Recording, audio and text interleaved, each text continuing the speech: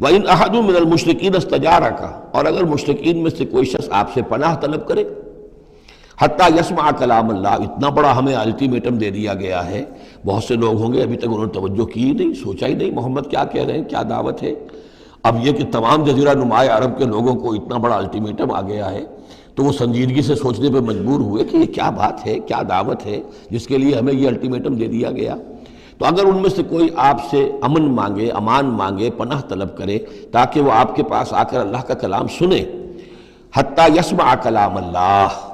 یہ آیت میں نے کوٹ کی تھی تعارف قرآن میں کہ قرآن اللہ کا کلام ہے، وہ اس حوالے سے حتیٰ یسمع کلام اللہ، یہاں تک کہ وہ آپ کے پاس آئیں، اللہ کا کلام سنیں، ثم ابلغہ مامنا،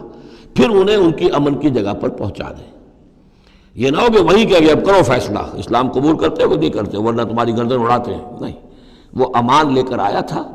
کلام اللہ سننا چاہتا تھا، اب فیصلہ وہ جو بھی کرے لیکن اس کو جا کر اپنے گھر اس کے امن کی جگہ تک پہنچا دو۔ ثم ابلغہ مامنا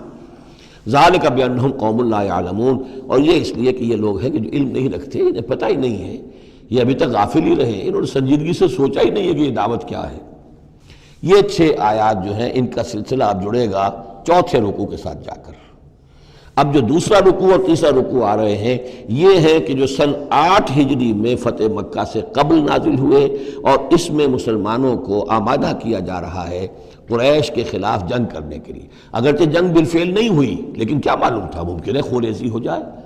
ممکن ہے مکے کی گلیاں جو ہیں وہ خون کی ندیاں جو ہیں اس میں بہنے لگے، سارے اندیشے تھے۔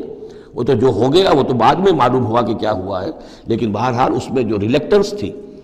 کچھ لوگوں میں بربنائے منافقت، کچھ لوگوں میں بربنائے شرافت